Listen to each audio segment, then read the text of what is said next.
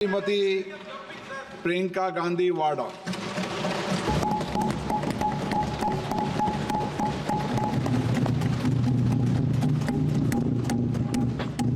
नमस्कार माननीय अध्यक्ष महोदय जी, आज आपने मुझे इस सभा में बोलने का मौका दिया, इसके लिए मैं आपकी बहुत बहुत आभारी हूँ। सबसे पहले जो सुरक्षाकर्मी, जो जवान अफसर 13 दिसंबर को संसद की सुरक्षा के लिए शहीद हुए, उनके प्रति मैं श्रद्धांजलि व्यक्त करना चाहती हूँ। महोदय, हजारों साल पुरानी हमारी देश की, धर्म की एक पुरानी परंपरा रही है। ये परंपरा संवाद, चर्चा की रही है। एक गौरवशाली परंपरा है जो दर्शन ग्रंथों में, वेदों में, उपनिषदों में दिखती है। वाद विवाद और संवाद की हमारी पुरानी संस्कृति है। अलग अलग धर्मों में भी, इस्लाम में, सूफियों में, बौद्ध धर्म में, जैन धर्म में, सिख धर्म में भी ये वाद संवाद, ये चर्चा बहस, इसकी संस्कृति रही है। इसी परंपरा से उभरा हमारा स्वतंत्रता संग्राम। हमारा स्वतंत्रता संग्राम विश्व में एक अनोखा संग्राम था, एक अनोखी लड़ाई थी जो अहिंसा और सत्य पर आधारित थी। ये वाद संवाद की जो परंपरा है, इसको इस संग्राम ने आगे कैसे बढ़ाया? क्योंकि ये जो संग्राम था, ये जो लड़ाई थी हमारी आज़ादी के लिए, एक बेहद लोकतांत्रिक लड़ाई थी।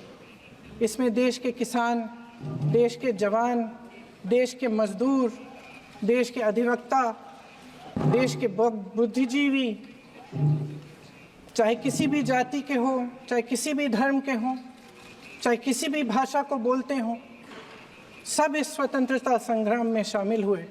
सब ने हमारे देश की आज़ादी की लड़ाई लड़ी।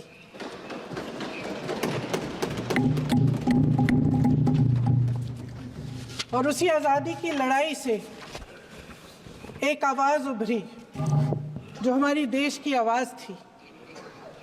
वो आवाज़ ही आज हमारा संविधान है। साहस की आवाज़ थी, हमारी आज़ादी की आवाज़ थी, और उसी की गूंज ने हमारे संविधान को लिखा और बनाया। ये सिर्फ एक दस्तावेज नहीं है। बाबा साहेब अम्बेडकर, मौलाना आज़ाद जी, राजगोपालाचारी जी और जवाहरलाल नेहरू जी और उस समय के तमाम नेता, जैसे आपने कहा, इस संविधान को बनाने की जो कार्य में सालों के लिए जुटे रहे।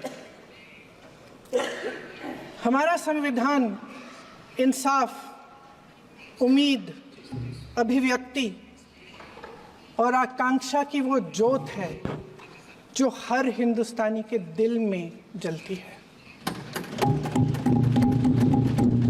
अध्यक्ष महोदय, इस ज्योत ने हर एक भारतीय को ये पहचानने की शक्ति दी कि उसे न्याय मिलने का अधिकार है, कि उसमें अपने अधिकारों के लिए आवाज़ उठाने की क्षमता है, कि जब वो आवाज़ उठाएगा तो सत्ता को उसके सामने झुकना पड़ेगा। इस संविधान ने हर एक देशवासी को ये अधिकार दिया कि वो सरकार बना भी सकता है और सरकार बदल भी सकता है।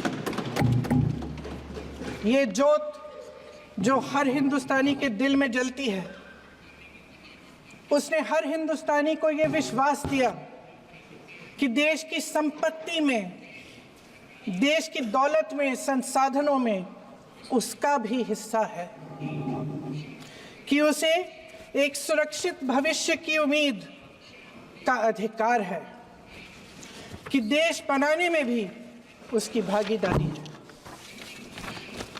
उम्मीद और आशा की ये ज्योत मैंने देश के कोने कोने में खुद देखी है।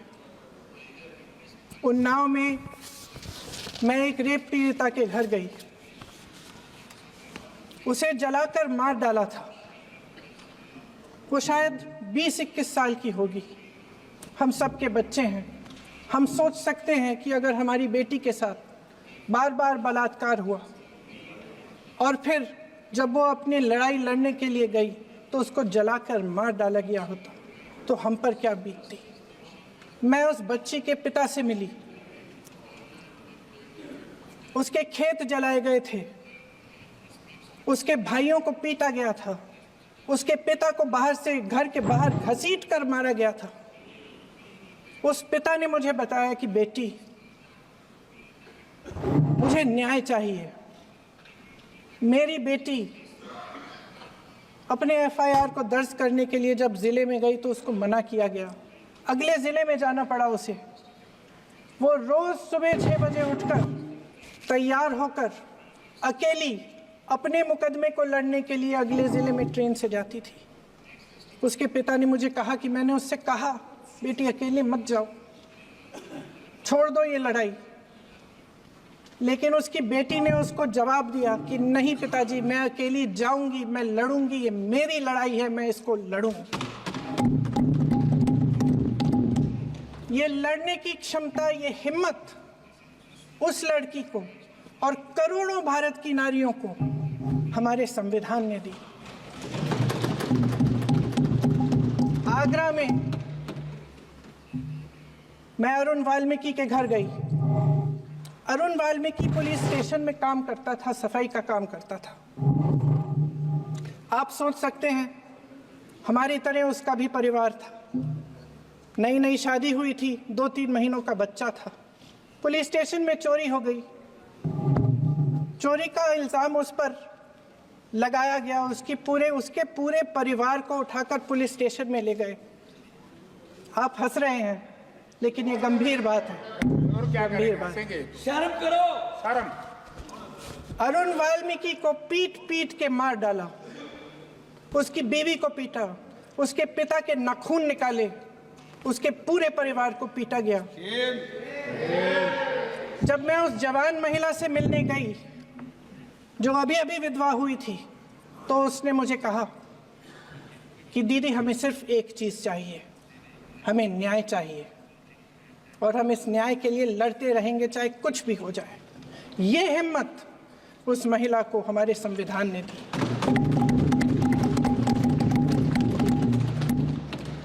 संभल के कुछ लोग आए थे हमसे मिलने जो मृतकों के परिवार के सदस्य थे।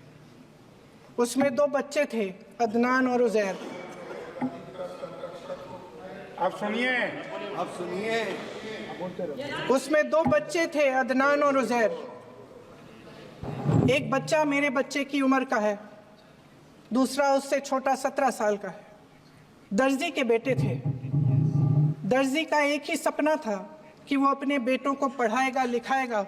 एक बेटा डॉक्टर बनेगा, एक बेटा भी सफल होगा दूसरा बेटा भी अपने जीवन में सफल होगा। उनके पिताजी हर रोज उनको स्कूल छोड़ते थे। उस दिन भी स्कूल छोड़ने के बाद अपनी दुकान में चले गए। उन्हें पता नहीं था कि विवाद हो रहा है। उन्होंने भीड़ देखी, घर आने की कोशिश की तो पुलिस ने गोली से मार डाला। वो 17 साल का बच्चा अदनान मुझसे कहता है, वो 17 साल का बच्चा अदनान मुझसे कहता है कि मैं बड़ा होकर डॉक्टर बन के दिखाऊंगा, मैं अपने पिता का सपना साकार करूंगा।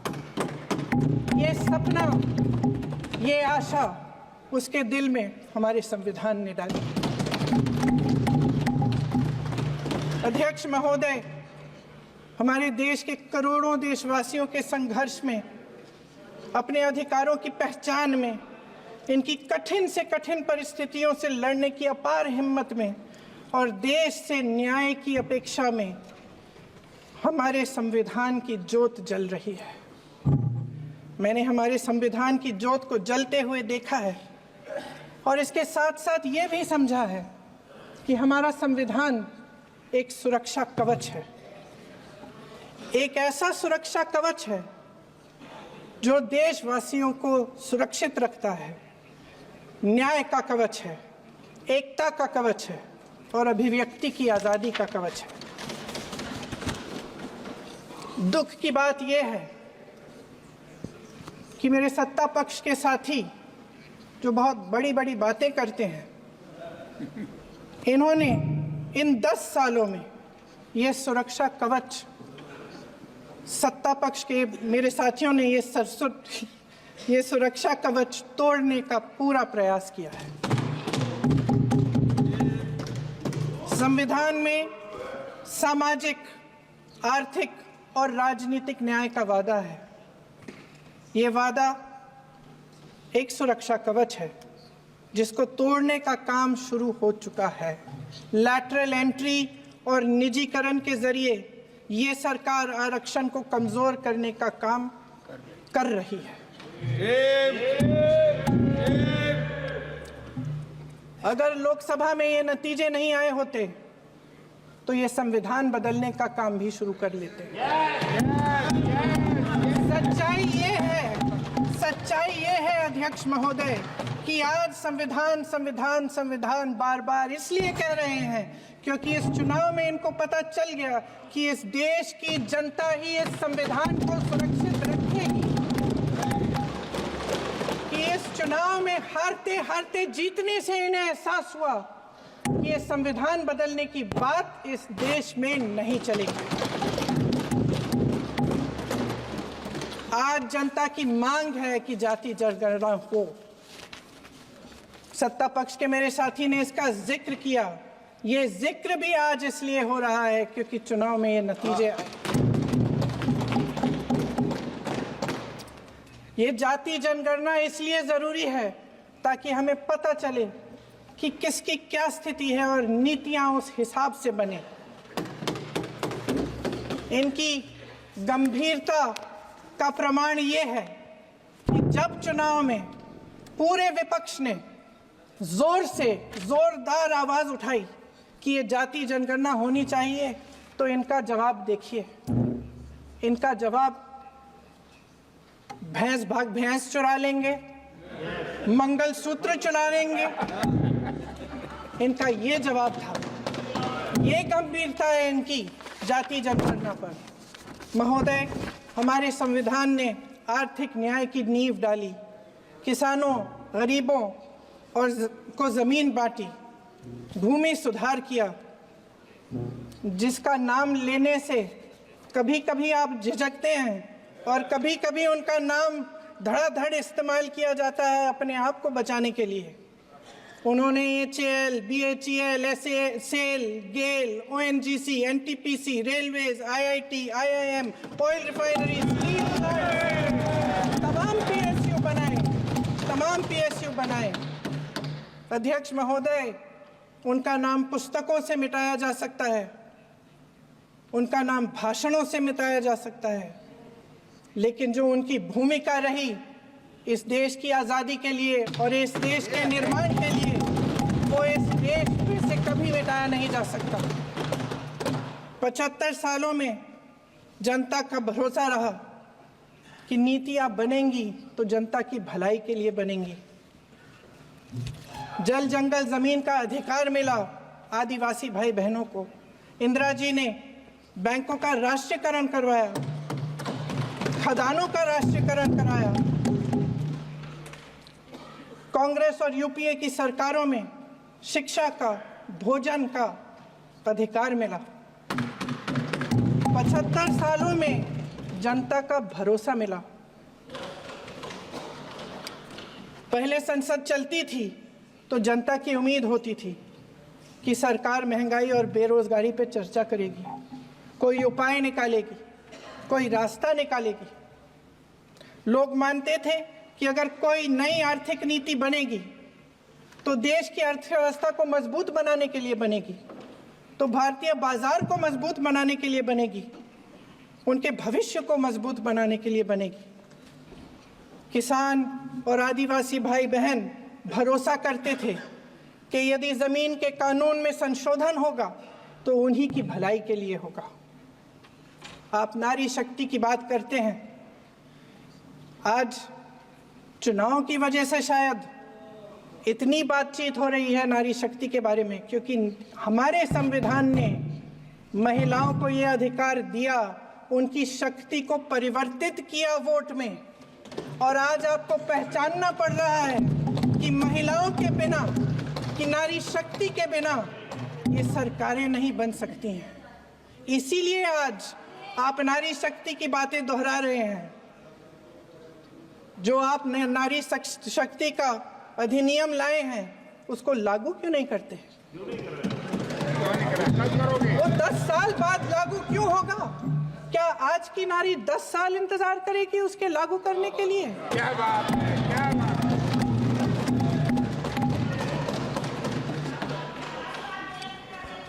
आज संसद में बैठे हुए सत्ता पक्ष के मेरे साथी ज्यादा से ज्यादा अतीत की बातें करते हैं।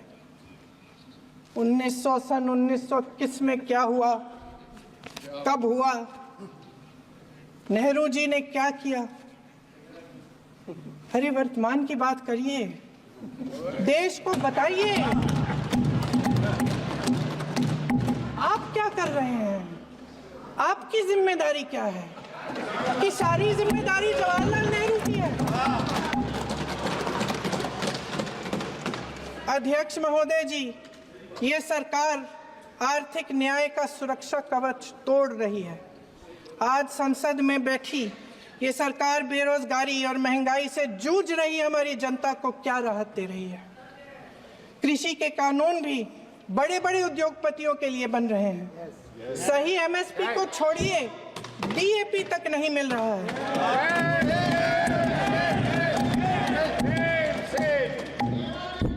वायनाड से लेकर ललितपुर तक इस देश का किसान रो रहा है। आपदा आती है तो उसको कोई राहत नहीं मिलती। भगवान भरोसे है आज इस देश का किसान, उसको छोड़ दिया गया है। आज हिमाचल में देखिए, जितने भी कानून बने हैं वो सब बड़े बड़े उद्योगपतियों के लिए बन रहे हैं। हिमाचल में जो सेब उगता था उसके जो छोटे छोटे किसान हैं वह रो रहे हैं, क्योंकि एक व्यक्ति के लिए सब कुछ बदला जा रहा है। सुनने की हिम्मत रखो।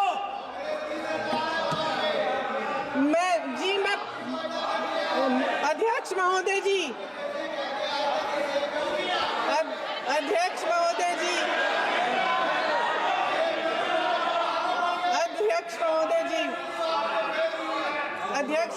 जी, अडानी जी को सारे कोल्ड स्टोरेज प्रदेश की सरकार ने नहीं दिए। अडानी जी को सारे कोल्ड स्टोरेज आपकी सरकार ने दिए। देश देख रहा है कि एक व्यक्ति को बचाने के लिए 142 करोड़ देश की जनता को नकारा जा रहा है। सारे बिजनेस, सारे संसाधन, सारी दौलत, सारे मौके एक ही व्यक्ति को सौंपे जा रहे हैं। सारे बंदरगाह, एयरपोर्ट्स, सड़कें, रेलवे का काम, कारखाने, खदाने, सरकारी कंपनियां सिर्फ एक व्यक्ति को दी जाए। जनता के मन में हमेशा ये विश्वास होता था कि अगर कुछ नहीं है तो संविधान हमारी सुरक्षा करेगा, मगर आज आम लोगों के बीच ये धारणा बनती चली जा रही है कि सरकार सिर्फ अडानी जी के मुनाफे के लिए चल रही है। देश में बहुत तेजी से गैर बराबरी बढ़ रही है। जो गरीब है वो और गरीब हो रहा है, जो अमीर है वो और अमीर हो रहा है। इस सरकार ने आर्थिक न्याय की भी सुरक्षा कवच तोड़ दिया है। राजनीतिक न्याय की जब बात होती है, मेरे सत्ता पक्ष के साथी आज खड़े हुए और तमाम गिनती करने लग गए कि ऐसा हुआ वैसा हुआ, 1975 में जो हुआ, तो सीख लीजिए ना आप भी। सीख लीजिए। आप भी अपनी गलतियों के लिए माफी मांग लीजिए। आप भी बैलेट पे चुनाव कर लीजिए। आप भी बैलेट पे चुनाव कर लीजिए। दूध का दूध, पानी का पानी हो जाएगा। आप राजनीतिक न्याय की बात करते हैं, सरकारों को पैसों के बल पर गिरा देते हैं।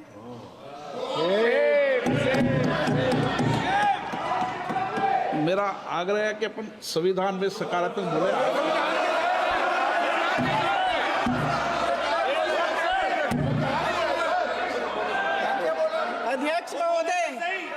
अध्यक्ष महोदय, सत्ता पक्ष के हमारे साथी ने एक उदाहरण दिया उत्तर प्रदेश की सरकार का, तो मैं भी एक उदाहरण दे देती हूँ महाराष्ट्र की सरकार का। मैं भी एक उदाहरण दे देती हूँ हिमाचल की सरकार को तोड़ने की कोशिश किसने की, पैसों के बल पे की, गोवा की सरकार। तमाम उदाहरण राजस्थान की। क्या ये सरकारें जनता ने नहीं चुनी थी? क्या संविधान इन पर लागू नहीं था?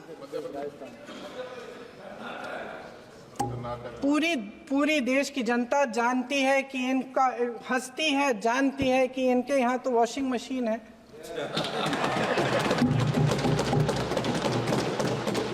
तो यहाँ से वहां जाता है, वो धुल जाता है। इस तरफ दाग, उस तरफ स्वच्छता। और मेरे कई ऐसे साथी हैं जो इस तरफ होते थे उस तरफ चले गए, मुझे दिख भी रहे हैं, वॉशिंग मशीन में शायद धुल गए हैं। अध्यक्ष महोदय, जहां भाईचारा और अपनापन होता था, जहां हमारे संविधान ने एकता का सुरक्षा कवच दिया था, वहां शक और घृणा के बीज बोए जा रहे हैं। एकता का सुरक्षा कवच तोड़ा जा रहा है। प्रधानमंत्री जी यहाँ सदन में संविधान की किताब को यूं माथे से लगाते हैं, लेकिन संभल में, हाथरस में, मणिपुर में जब न्याय की गुहार आती है, उठती है, तो उनके माथे पे शिकन तक नहीं आता।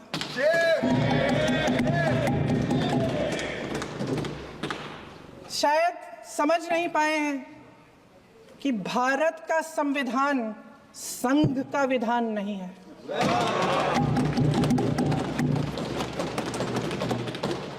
भारत के संविधान ने हमें एकता दी, हमें आपसी प्रेम दिया। उस मोहब्बत की दुकान जिस पर आपको हंसी आती है, उसके साथ करोड़ों देशवासी चले। करोड़ों देशवासियों के दिल में एक दूसरे के लिए प्रेम है, घृणा नहीं है।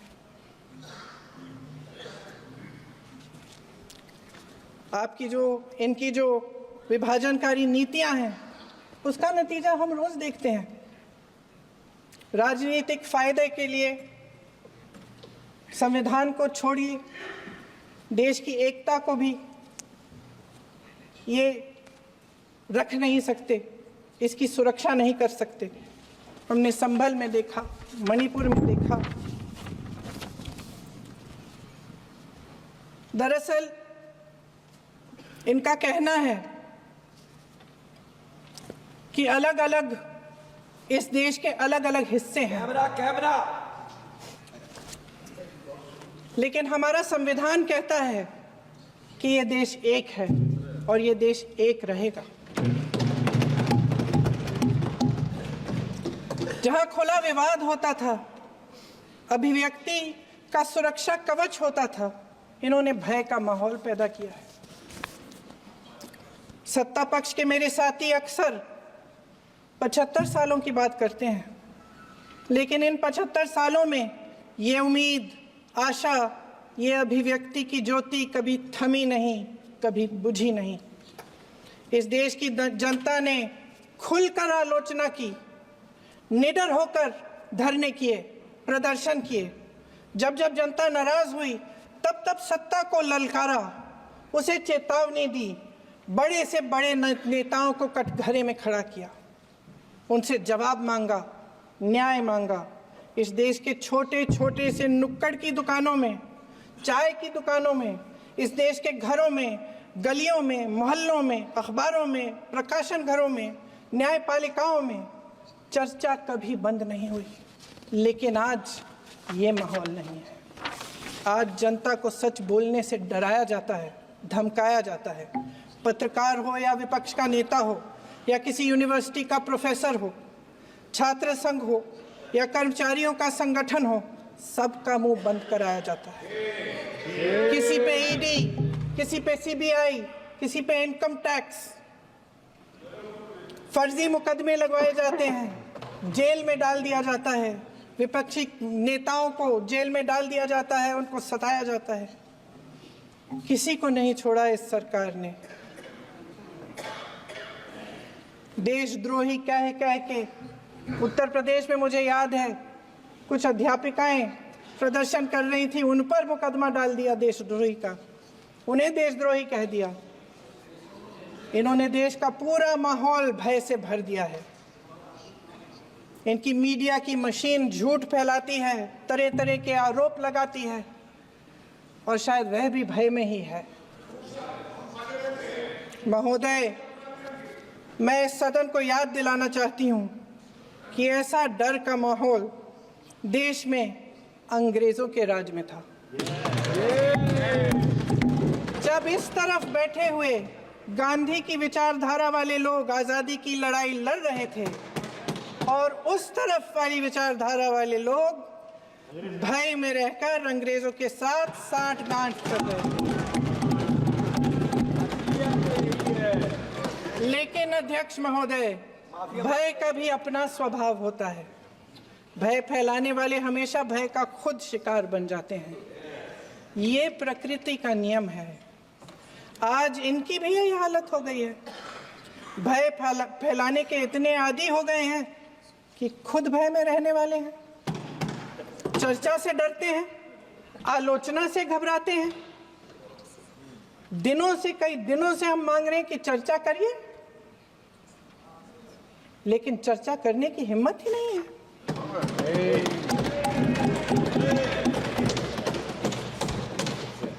एक कहानी होती थी अध्यक्ष महोदय, शायद बचपन में आपने भी सुनी होगी। राजा भेष बदलकर बाजार में आलोचना सुनने जाता था। ये सुनने जाता था कि प्रजा मेरे बारे में क्या कह रही है, मैं सही रास्ते पे चल रहा हूं कि नहीं।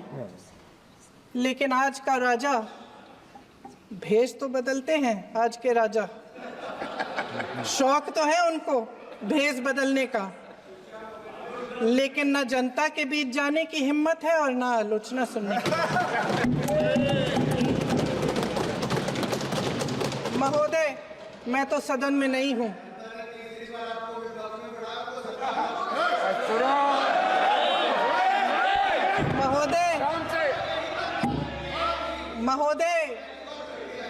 महोदय, जनता में बहुत विवेक है, ये सही है।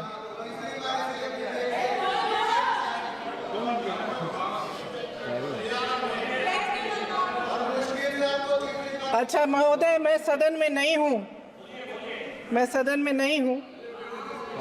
कुछ हाँ ठीक है, मैं सदन में नहीं हूँ, मात्र 15 दिनों से आ रही हूँ।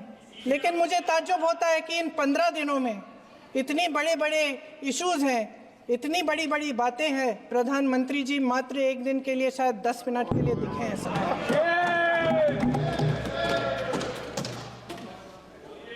बात यह है अध्यक्ष महोदय जी कि ये देश भय से नहीं, साहस और संघर्ष से बना है। इसको बनाने वाले देश के किसान, जवान, देश के करोड़ों मजदूर और गरीब जनता है। संविधान इनको साहस देता है। मेहनती मिडिल क्लास है। और इस देश के जो करोड़ों देशवासी हैं, जो रोजाना भयंकर परिस्थितियों का सामना करते हैं, उनको साहस देता है। वायनाड में जो आपदा आई, उसमें एक छोटा लड़का था 17 साल का। 6 घंटों के लिए उसने अपनी माँ को बचाने की कोशिश की। 6 घंटों के लिए आप सोच सकते हैं कि अगर नदी की धारा बह रही है, नाराज है, आप अपनी माँ को पकड़े हो, 6 घंटों के लिए पकड़े रखते हो कि मेरी माँ बच जाएगी और अंत में वो माँ भी बह जाती है। उस लड़के का साहस, उन महिलाओं का साहस जो पीड़ित हैं लेकिन फिर भी अपनी लड़ाई लड़ रहे हैं, उन संभल के बच्चों का साहस जिनके पिताजी अभी अभी गुजर गए लेकिन फिर भी उनके सपनों को साकार करने की हिम्मत है, उनका साहस है, वो साहस इस संविधान ने दिया है।